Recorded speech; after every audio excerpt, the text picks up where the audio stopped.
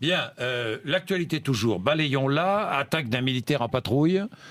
Militaire d'ailleurs, ce matin j'avais là encore un ancien militaire qui représente les anciens militaires qui nous disait mais ces militaires finalement ce sont des abribus quoi. Ils ne peuvent pas bouger, ils sont mal armés, on se demande comment ils sont armés mais pas avec l'arme qu'il faut, enfin etc. Ils sont armés mais ils n'ont pas les munitions donc c'est quand même assez inefficace, faut le dire. Est-ce que pour vous c'est un acte terroriste? On ne sait pas. On ne sait pas. On ne sait pas, enfin, on imagine quand même, permettez-moi.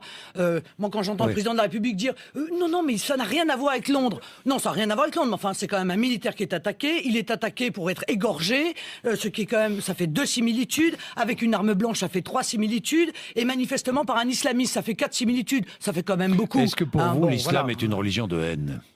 Mais je ne dis pas que l'islam est une religion de haine. Je dis que les fondamentalistes islamiques veulent imposer la charia, qu'ils veulent l'imposer. En France ? Bien sûr, en France aussi. Mais c'est quand même étrange. Est-ce que la France commence à être asservie ? Non, je vous pose la question parce que j'avais Michel Onfray, vendredi, qui a frappé fort. Oui, j'ai entendu. Vous l'avez entendu, qui a frappé fort. Je voulais savoir si vous partagiez son analyse. Moi, je considère que il y a, et d'ailleurs ça a été vrai, et donc ça devrait pouvoir l'être encore, que des musulmans français peuvent parfaitement se soumettre à l'intégralité des règles et des valeurs de la République française. Encore faut-il que ces règles et ces valeurs soient imposées, soient rappelées en toutes circonstances. Mais il existe sur notre territoire des groupes politico-religieux fondamentalistes qui œuvrent, qui se développent, qui s'enracinent, contre lesquels manifestement rien n'est fait. Et il y a un laxisme inouï. Mais écoutez, Monsieur Saïd Arif, Monsieur Saïd Arif, terroriste, qui est... terroriste accusé de... Il n'est pas terroriste. Bon, alors écoutez, cet homme est algérien. Il n'est pas terroriste. Écoutez, cet homme est algérien. Il est passé en procès pour avoir anticipé un attentat en plein cœur de Paris. Tout de même. Bon, eh bien, il est assigné... Il a été condamné, assigné à résidence. Ils sont 11 ou 12 dans ce cas. Aux frais de la princesse d'ailleurs, car les Français doivent savoir que c'est eux qui payent. Voilà, ce sont les Français qui payent l'assignation à résidence de M. Saïd Arif, n'est-ce pas, son hôtel. Il faut expliquer et je crois même d'ailleurs qu'il a touché, avant de s'enfuir, 5 000 € de Pôle emploi. Bon, alors à un moment donné, est-ce qu'on va arrêter ça, oui ou non? On apprend... Alors qu'est-ce qu'on fait de ces 11 ou 12 personnes? On les renvoie, voilà, dans leur pays. Mais l'Europe nous l'interdit. Eh bien, c'est contre les règles européennes. Eh bien, nous disons à l'Europe... Parce que dans leur pays, ils sont menacés de mort. Eh bien, je m'en moque. Voilà, c'est clair, je m'en moque. Voilà, ils avaient qu'à y réfléchir avant. Et par conséquent, on les renvoie dans leur pays.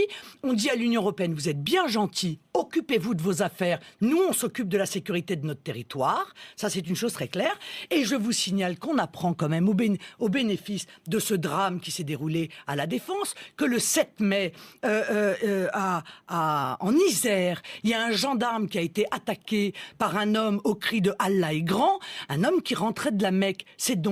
Ça fait donc déjà un certain temps que ce genre d'action se multiplie sur notre territoire. Pourquoi est-ce qu'on les cache aux Français? Pourquoi est-ce qu'on ne leur dit pas la vérité? Pourquoi est-ce qu'on ne mesure pas la gravité des attaques dont nous sommes aujourd'hui victimes et qu'on ne tient pas compte de cela pour se réarmer et mettre en œuvre une véritable politique de lutte contre ces groupes politico-religieux fondamentalistes?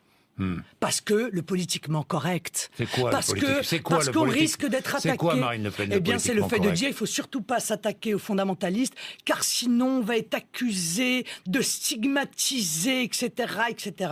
La réalité. Vous croyez qu'on en est encore là? Mais oui, mais bien sûr que oui, on en est encore là. Bien entendu qu'on en est encore là. C'est ce que disaient les manifestants, journalistes collabos, quoi. Journalistes, non, c'est. Mais je parle même pas des journalistes. Non. Je ne vous parle pas des journalistes. Là, je vous parle des politiques.